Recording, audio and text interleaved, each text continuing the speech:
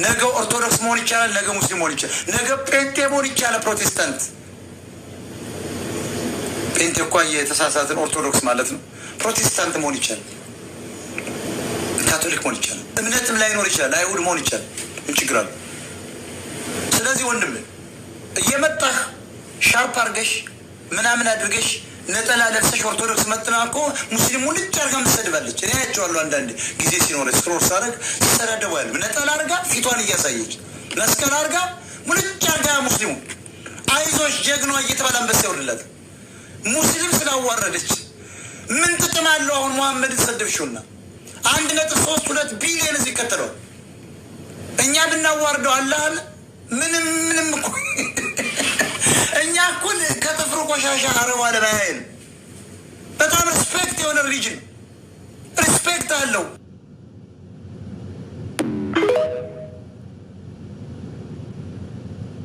እንዴት ዋላችሁ ጋይስ? የዛሬ አበባዎች የነገ ቶፒክ ሀፒ ሰንዴይ። ሊያይ ምን ሆነሽ ነው ጠፋሽ ካላችሁ ስሰራ ሳጸዳ ስንት ነገር ሳረጉዬ አሁን የጨረስኩት የባሌን ሸሚዝ ሻወር ውስጥ ያደረኩት።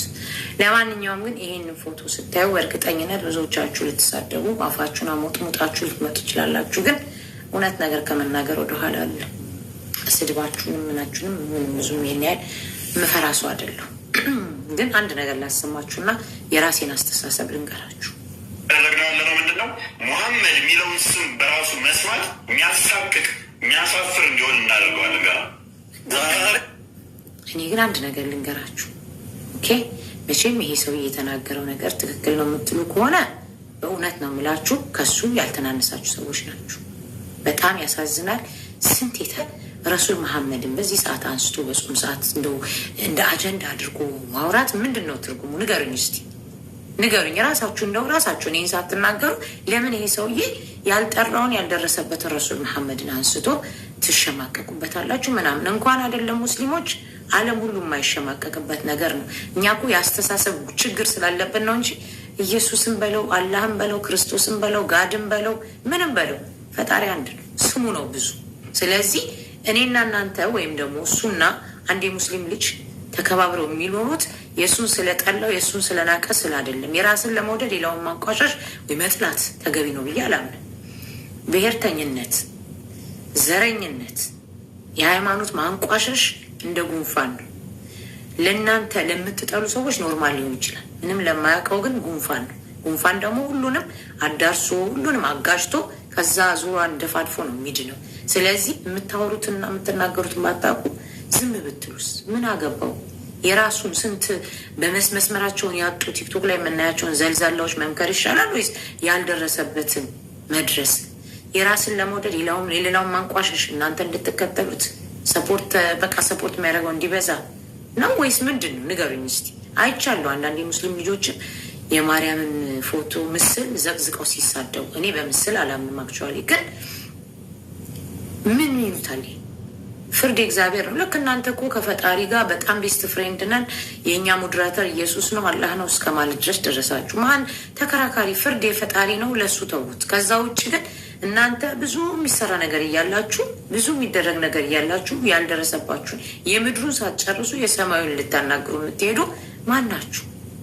አንድ የጴንጤ ተወላጅ የጴንጤ ሃይማኖት ተከታይ፣ እኔ ጴንጤ አይመቸኝም ብዙ፣ ግን መጥቶ ሲናገር መናፍቅ ብላችሁ ታንቋሹታላችሁ። አንድ ወደዚህ ደግሞ መጥቶ ሲናገር ማን ስለሆናችሁ ነው?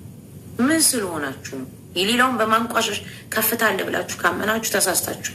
ስለ እውነት ነው የምላችሁ።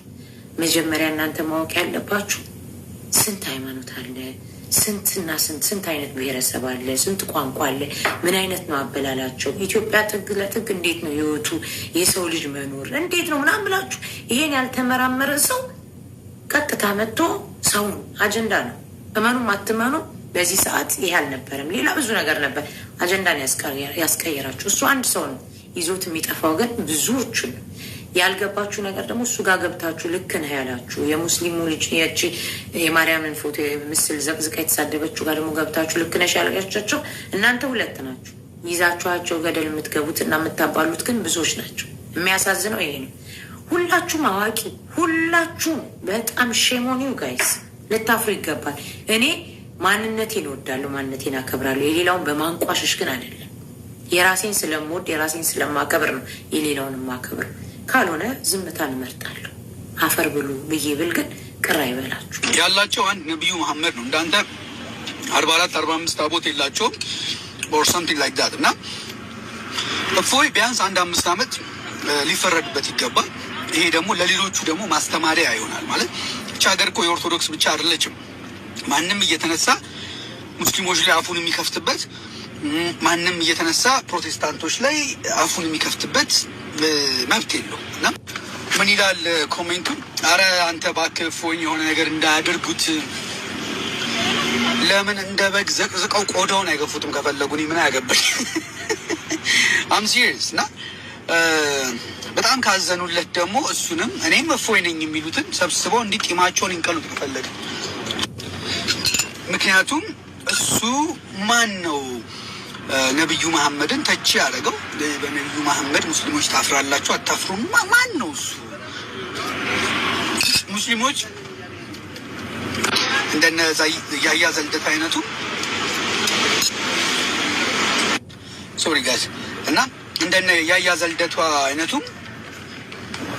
እየተነሳ ፕሮቴስታንቶች ላይ አፉን የሚከፍትበት ምንም አይነት መብት የለውም እና መቀጣጫ ነው እንደውም መሆን ያለበት። እፎይ እንደውም በደንብ ስለሚታወቅ መቀጣጫ መሆን አለበት። እንደውም ሙስሊሞች ከፈለጋችሁ ትክክለኛ ስልክ ቁጥሩ ካላችሁ እኔ ደግሞ አድራሻውን ማግኘት እችላለሁ፣ እሱም ሰጣችኋለሁ። ጠበቃ ቅጠሩ፣ በቃ 1-5 ዓመት። ከዛ ደግሞ የሆነ ፖለቲካል እንትን ቅመም ጠብ አድርጉበት እንዳይወጣ ቶሎ።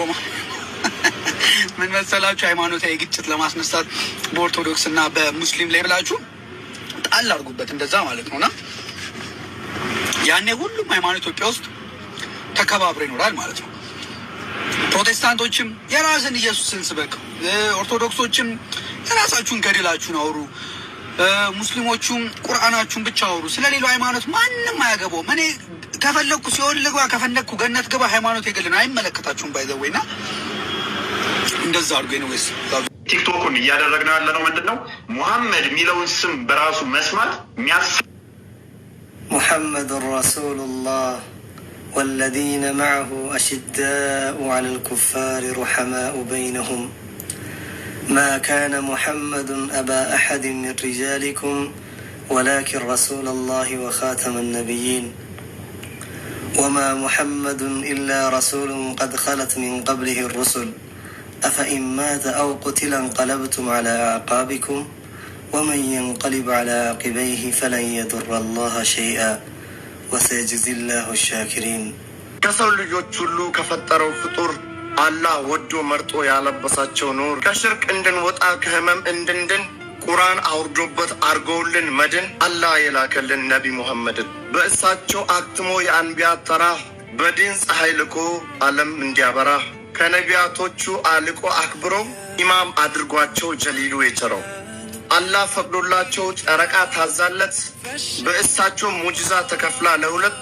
ከእጃቸው ጣት ስር ውሃ የፈለቀች ተራራ ለክብሩ መውደቅ የፈለገች እንባ ያፈሰሰች ግመል በፍቅራቸው ከጥፋት የዳነች ዓለም በመክራቸው ፊቱ የሚያበራ ማር የሚያዘንብ አፍ ሰላም የሚላቸው ድንጋይና ዛፍ ተራ ሰው ይቅርና ቢሆን እንኳን ጠቢብ በቃላቶች መግለጽ ያልቻለውን ሀቢብ ዱርዬ ክብራቸውን ለመንካት ስትሞክር ስሙን ለማጠልሸት ዝታበን ስትፎክር ነቢን ለሰደበ ማንም ይሁን ምንም ማሳየት አለብን ፊዳከን እብዲል ገዝቼ ሚስቴን አሳበርኳት አሉ።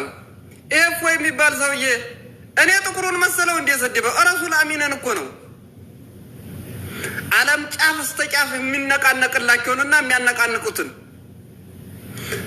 እሳቸውን ሰርቦ ምን ልግባው ምን ልውጣው ወደዛ ልሄድ ወይ ወደዛ ልግባው? ይሄ ጭራሽ የማይታሰብ ነገር ነው። የማይነካ ነው የነካው። ይሄ ማለት አንድ ቀፎ ንብ ደፍተህ ስታበቃ የትኛዋ ናትን የኔ ቆነጠጠችኝ ማለት ነው። አስበዋል። በአንዲት ቀን እኮ ለረሱል በአንዲት ቀን 1 ቢሊዮን ነው፣ ሚሊዮን አይደለም እያልኩ አለሁት። 1 ቢሊዮን ሰው ሸሂድ ይሆንላቸዋል በአንድ ቀን ብቻ ነው ማለት። ስለዚህ እንደዚህ እንደፈለጉ ማውራት የለም። ሙስሊም በቁርአንና በረሱሉ አይደራደርም። የትም ግባ የትም ግባ። አሰላሙ አለይኩም ወረሕመቱላሂ ወበረካቱ። ረመዳን ነው ብለን ዝም ብንልም በረመዳኑ የሚተናኮሱ መኖራቸው እጅግ የሚያሳዝን ነው። ረሱል ሰለላሁ ዐለይሂ ወሰለምን አስመልክቶ ማንኛውም ሙስሊም የሚደራደርበት አይደለም። ሰሞኑን ባለው ጉዳይ ላይ እኔ የተላከውን ቪዲዮ ከ10 ሰከንድ በላይ አላየሁትም። ሐቂቃ በዚህ ደረጃ የሰው ልጅ እንዴት ሊዘግጥ ይችላል የሚለው ወላሂ ለመቀበል በጣም ከባድ ነው። አንድ መሰረታዊነት መጨበጥ ያስፈልጋል። ሰላማዊ በሆነ መንገድ መወያየት መከራከር ለሚፈልግኛ መድረኩን ጭምር ማመቻቸት እንችላለን።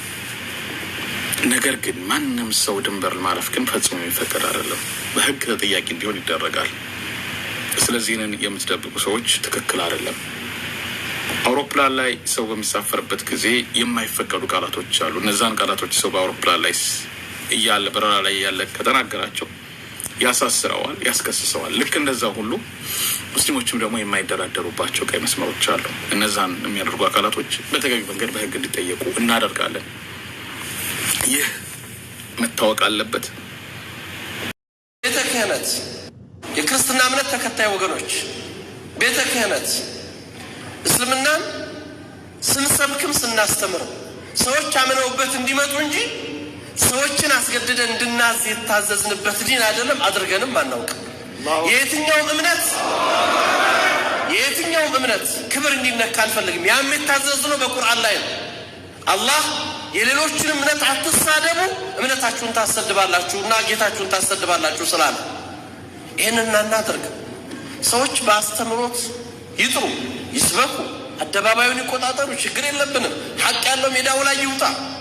ነገር ግን የእምነቱን ረምዝ ይሁን የእስልምና ከነፍሳችን በላይ የምንወዳቸውን ነቢይ አንድ አይደለም 100 ጊዜ ፊዳ የምንሆንላቸውን ነቢይ መንካት ግን የዚህ ኡማ ክብር መንካት ነው። ስለዚህ ዝም እንደማንል ሊያውቁት ይገባል። እንደ ተቋም እንቅስቃሴ ተጀምሯል። እስልምና ጉዳይ ተቋሙ ክስ ይመሰርታል። ይህን ድርጊት ዛሬም ትናንትም በፈጸሙ ሰዎች ላይ የህግ አስከባሪ አካላቶች ሰዎቹ በህግ ቁጥጥር እንዲሆኑ አላስፈላጊ ነገር እንዳይደረግ እንዲያደርጉ በህግ ተጠያቂ እንዲሆኑ እንጠይቃለን። ህጋዊውን ስርዓት ተከትለን እንሄዳለን። ይሄን ያነሳሁት እናንተ ወጣቶች ዲናችሁን ስተው ይሄ ነው ማንነታችሁ የሚመጣው። እናንተን የሚደፍረው በማንነታችሁ አይቶ ነው። ስለዚህ በእናንተ ዘመን ነብዩ መነካት ሞት ነው። ይሄንን አስቡት። ሩማት ላይ እነዛን 50 ሩማቶችን ሲያስቀምጧቸው ወስያቸው ምን ነበር? በሞት እንኳን ቦታ አትልቀቁ ነው አይደለም? በሞት የመጨረሻው ከነብዩ ሞት በላይ አይደለም። እኔ በሞት ድል ብናደርግ ቦታ እንዳትለቁ። ቦታ ለቀቁ። ኡማው ዋጋ ከፈለ። ሐምዛን አጣ ረዲየላሁ ዐንሁ። እነዛን ኺረተል ኸልቅ የተባሉ ኺረተ ሰሃባ 70 ሹሃዳ አልሁዳ አጣናቸው። ዋጋ ነው።